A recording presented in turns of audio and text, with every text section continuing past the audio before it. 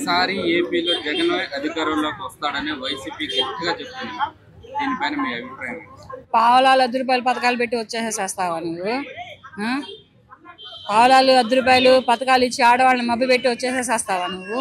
నువ్వు ఇచ్చిన స్థలాలు ఎన్ని కోర్టు కేసుల్లో ఉన్నాయి.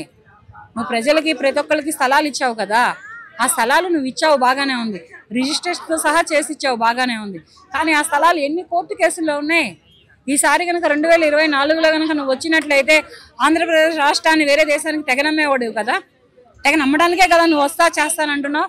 నీ రాక్షస పాలన నువ్వు చూపించడానికే కదా వస్తా చేస్తానంటున్నావు. నేను అసలు ప్రజలు రానిస్తే కదా. ప్రజలు కాదు, యువత రానివ్వదు. యువత ఫస్ట్ నిన్ను అనగదొక్కుతుంది. యువత పేరెంట్స్ అనగదొక్కుతారు.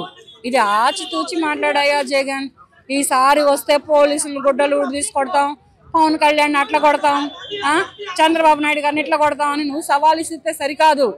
నిన్ను ప్రజలు దేనితో కొడతారు, నిన్ను ప్రజలు ఎక్కడ కొడతారు అనేది చూసుకో, బాగుంటుంది. ఇది చూసుకొని నువ్వు మాట్లాడు. నువ్వు ప్రజలకు ఎటువంటి మేలు చేసావు, ఎటువంటి కీడు చేసావు, రాష్ట్రాన్ని ఎక్కడికి అమ్మడానికి చూసావు, సెక్రటరీని ఎవరికి తాకట్టు పెట్టావు. ఇవాళ సెక్రటరీని పెట్టావు, రేపు అసెంబ్లీ వాళ్ళని పెడతావుగా, తర్వాత హైకోర్టుని పెడతావుగా. అంటే నువ్వు ప్రభుత్వ ఖజానాన్ని మొత్తాన్ని తాకట్టు పెట్టి నువ్వు ప్రజలను పాలిస్తావా? ఇదేనా నీ పాలన? ఈ పాలన ఏం పాలన అంటారు? చేతగాని పాలన అంటారు. ఈ చేతగాని పాలన నువ్వు 5 ఏళ్ళు చేసావు. ఈ చేతగాని పాలనకే ప్రజలు వ్యతిరేకంగా ఓటు వేసి వాళ్ళు ఎవరు నాయకుడిని ఎంచుకున్నారో వాళ్ళని ఎంచుకున్నారు.